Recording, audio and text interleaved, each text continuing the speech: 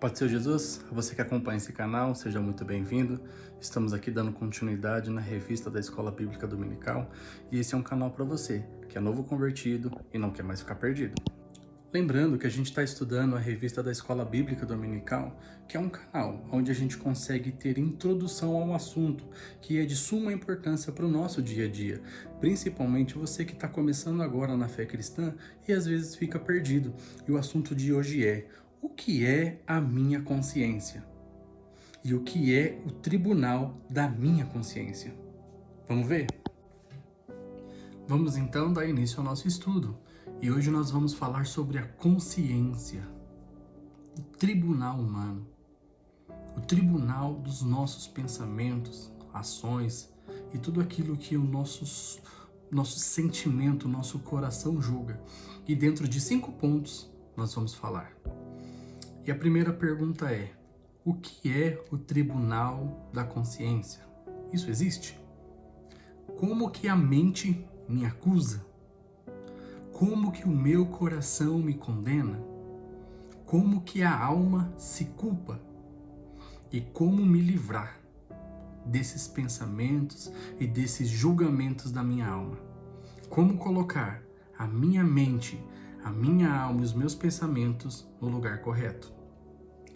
Então a base do nosso estudo está na carta de Romanos, no capítulo 2, versículo 16, que diz assim: os quais mostram a obra da lei escrita em seus corações, testificando justamente a sua consciência e os seus pensamentos, ora acusando e ora defendendo. E o ponto que nós já queremos saber é: o que é a consciência? O que é o tribunal de julgamento dos nossos pensamentos? A ciência vai nos dizer que a consciência, ela é a definição ou a faculdade mental que percebe, julga e interpreta e avalia pensamentos, ações e intenções. Então a minha consciência é como a minha mente percebe, interpreta, julga, avalia intenções e ações. Mas biblicamente falando, o que é aqui o propósito? O que é essa consciência? E a Bíblia vai nos dizer que a nossa consciência é a nossa capacidade de autocondenar-se ou auto-absolver-se. Porque a Bíblia está nos dizendo em Romanos 2, aqui, como a gente acabou de ler, que ora os nossos pensamentos nos acusam e ora os nossos pensamentos nos defendem.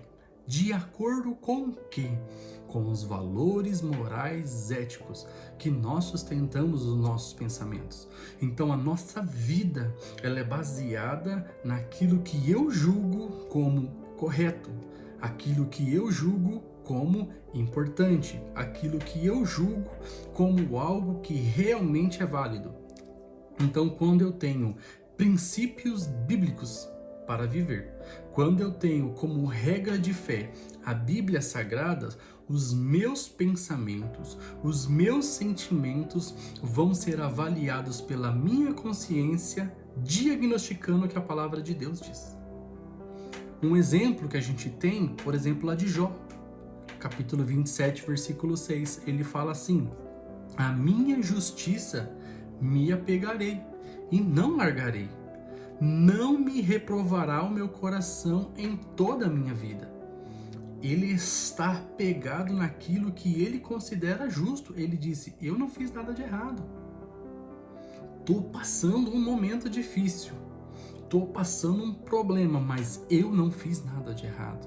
Então a consciência dele se pegou ao que está acontecendo, mas ao mesmo tempo se somou com aquilo que ele conhecia ou que ele tinha de referência da justiça de Deus. E ele disse: não estou errado.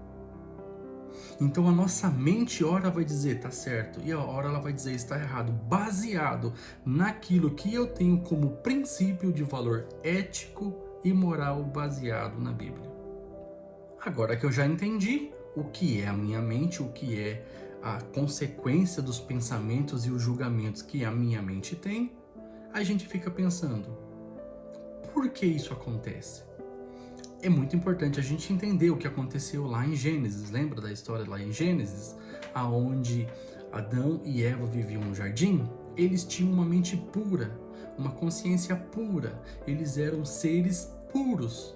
Mas a partir do momento em que eles desobedeceram a ordem de Deus, que não era para comer ou não era para tocar no fruto que estava no centro do jardim, e eles comeram do fruto, a partir deste momento a Bíblia vai nos dizer, em Gênesis 3:7, então foram abertos os olhos de ambos e conheceram que estava nu, e coseram folhas de figueiras e fizeram para si aventais. Então, a partir do momento em que Adão e Eva percebeu que estava nu, seus olhos se abriram, eles começaram a ter dentro de si uma natureza caída, uma mente e uma consciência que a partir de agora habilitaria dentro deles um julgamento, um tribunal dentro deles que colocaria aquilo que é correto, aquilo que é errado, para que pudesse julgar a sua mente, do seu coração, das suas obras. Então o que aconteceu? Quando Deus falou, não coma porque você vai morrer, e eles comeram, o que aconteceu? Os olhos deles se abriram porque agora eles eram igual a Deus, conhecendo o bem e conhecendo o mal, analisando o bem, analisando o mal, julgando o bem, julgando o mal dentro de si. Tanto é que eles perceberam que estava nu. E o que eles fizeram? Pegaram folhas e decidiram fazer uma gambiarra. Fizeram uma costura ali de folhas e colocaram para tampar sua vergonha. Por que fizeram isso? Porque eles perceberam que estava nu. Mas a sã consciência que eles tinham era limpa, eles não sabiam que estava nu. Eles não tinham a sexualidade como nós temos hoje, com a visão que nós temos da sexualidade hoje. Então eles perceberam que estava nu. O que eles fizeram? Tentaram se proteger. E fizeram o quê? Eles fizeram então um avental para se cobrir, para cobrir a própria vergonha. Qual o nome disso? Gambiarra. Por quê? Eles não precisariam passar por isso se tivessem obedecido.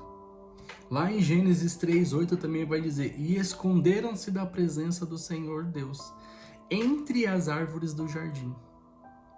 Além deles perceberem que estava nu, ao ouvirem agora a voz de Deus passeando pelo jardim, eles fizeram o quê? Se esconderam.